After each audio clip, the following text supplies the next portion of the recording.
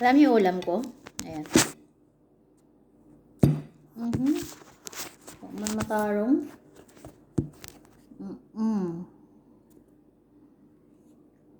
Ayan.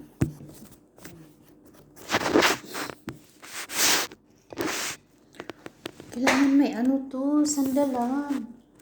Asan ba? Doon, para makita yung kinakain ko. Nagluto ako ng manok kanina, tapos nilagyan ko lang ng curry, salt, black pepper, tsaka ano pa ba dyan, korkong, yellow, tapos, yun na. Ngayon, kumakain ako, hinalo ko sa kanin. Sarap, paang.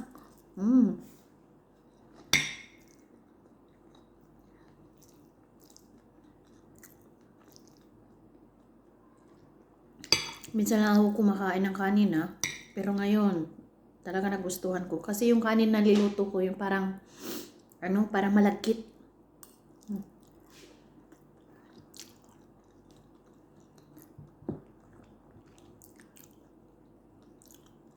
Naisip kong magluto kasi nga,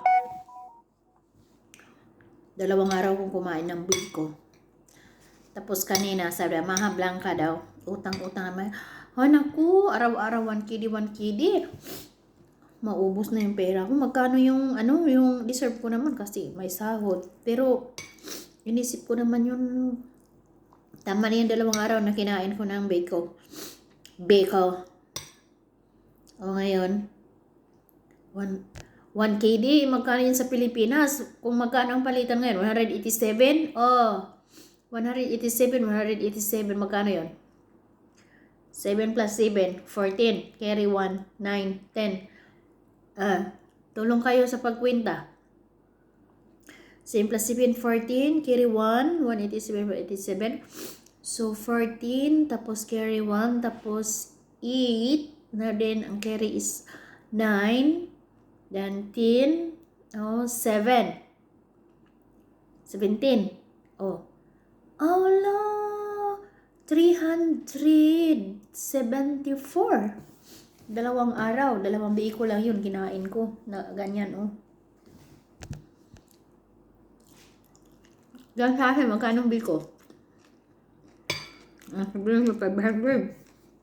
500 yung 1 liro na ganon. Hindi ko alam. Mas makatipid ka pa. Pero pag uwi ko ng Kuwait, parang yung pera doon sa Pilipinas, binibase ko na dito sa Kuwait kasi sa mahal ng bilihin daw doon, sabi pa nila.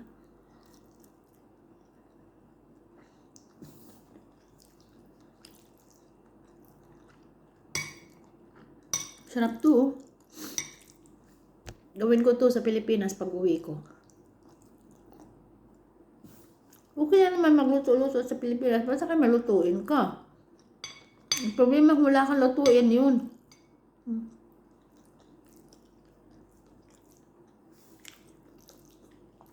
Tapos kailangan kung magluto-luto ka na ganito, kailangan may income ka ng 500 araw-araw. Magastos, di ba?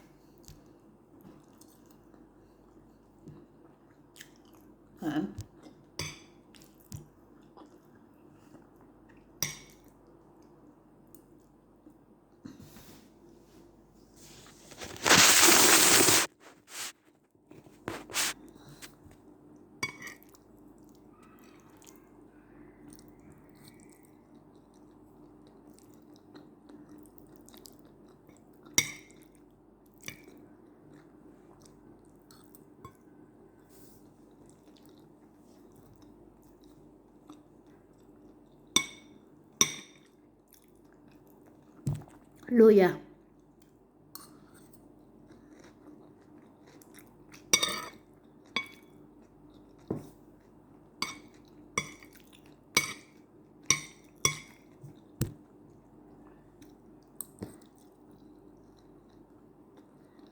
Ba't ang liwanag ng mukha ko dito?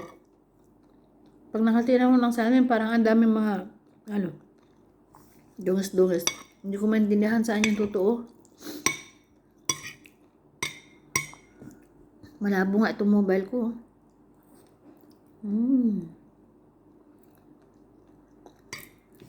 May kasama pala itong talong at saka ano, yung kusini. Kusini sa Arabic, hindi ko alam sa ano. Tagalog. English. Yan.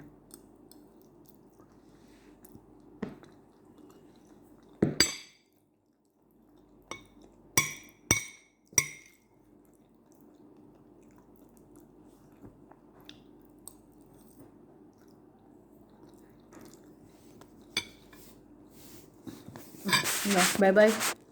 Yun lang.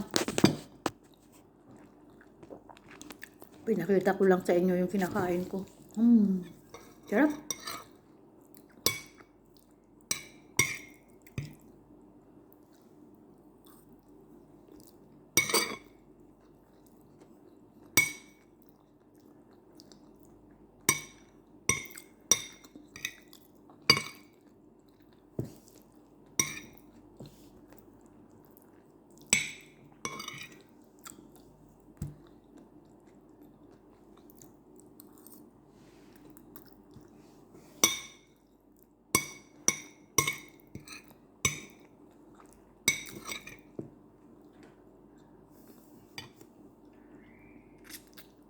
Hill yan tawag nila.